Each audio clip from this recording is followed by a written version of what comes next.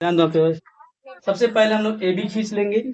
अब बात आ रही है क्योंकि हमें ये आयत है तो आयत का प्रत्येक कोण हमारा 90 डिग्री का होगा। तो सबसे पहले हम लोग क्या करेंगे, जो मान लो हमारा प्रकार है तो इससे हम लोग बिंदु ए पर यानी कि ए को केंद्र मान करके अपने मन से कोई भी लंबाई का एक चाप ले सकते हैं, चाहे वो छोटा से छोटा हो चाहे बड़ा से बड़ा हो, कोई दिक्कत नहीं है। ध्यान से समझना है। मान लो हम इसको केंद्र मान करके ऐसे एक सर्कल बनाएंगे ऐसे, तो जो हमारा बनेगा मान लो ए को केंद्र मान के ऐसे तो कुछ इस तरीके से कट करेंगे, ठीक है। जो भी चाप रहेगा उसको हिलाना डुलाना नहीं, वैसे रखना है। फिर हम क्या करेंगे, ये जो कट किया है ना यहाँ पे ऐसे इसको कट लेना है, यानी कि मान लो यहाँ कट करेगा, फिर वही चाप ये जहाँ पे कट किया है इसको ऐसे, फिर मान लो यहाँ पे कट किया, समझ पा रहे। उसके बाद से इन दोनों पॉइंट को फिर केंद्र मानोगे और यहाँ पे ऐसे रख करके इस तरीके से और इसको रख के इस तरीके से, और जब ये पॉइंट और इस पॉइंट को दोनों को एक सीध में रख के मिलाओगे तो ये 90 डिग्री का एंगल एग्जैक्टली बनता है, बिना चांदे की मदद से हो जाएगा। उसी तरीके से हम बी वाले पर भी करेंगे। पहले क्या करेंगे, सुन लो,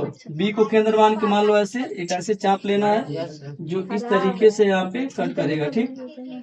सुनो तुम लोग ध्यान नहीं दे रहे हो, फिर बनवा देंगे, दिक्कत होगी। तो अब हम क्या करेंगे, ये कट हुआ, वही चाप हम सेम लेकर के इस पे कट करेंगे, फिर इसको केंद्र मान के यहाँ पे कट करेंगे, दो हो गया। फिर इन दोनों पॉइंट को केंद्र मान करके एक यहाँ और एक यहाँ ऐसे, फिर इसको यहाँ पे बढ़ा लेना है।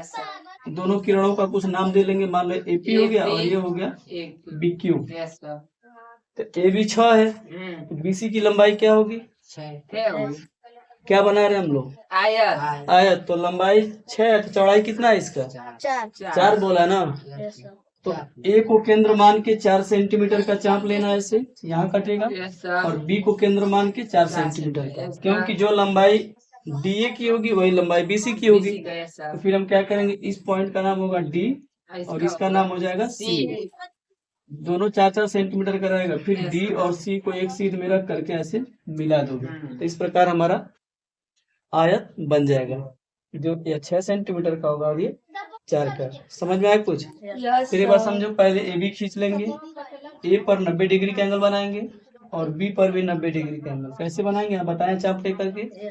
फिर आगे तक दोनों को बढ़ाओ, ए को केंद्र मान के 4 का और बी को केंद्र मान के 4 सेंटीमीटर का, जो दोनों परस्पर एक डी पर और एक सी पर काटेगा। उसके बाद से फिर सी डी को मिला लेंगे, इस प्रकार हमारा चतुर्भुज या आयत ABCD प्राप्त हो जाएगा। अब जो बोले चाहे तो रचना के तौर पर लिख भी सकते हैं, नोट कर लो। चलो, जैसे हम लोग का आयत का रचना होगा वैसे ही वर्ग का। बस ध्यान दो, यहाँ पे जो लंबाई आयत में क्या होता है, लंबाई चौड़ाई अलग अलग होगी और इसमें क्या है, अलग रहेगा। तुम लोग सुन नहीं रहे, समझ नहीं आ रहा क्या तुम लोग को?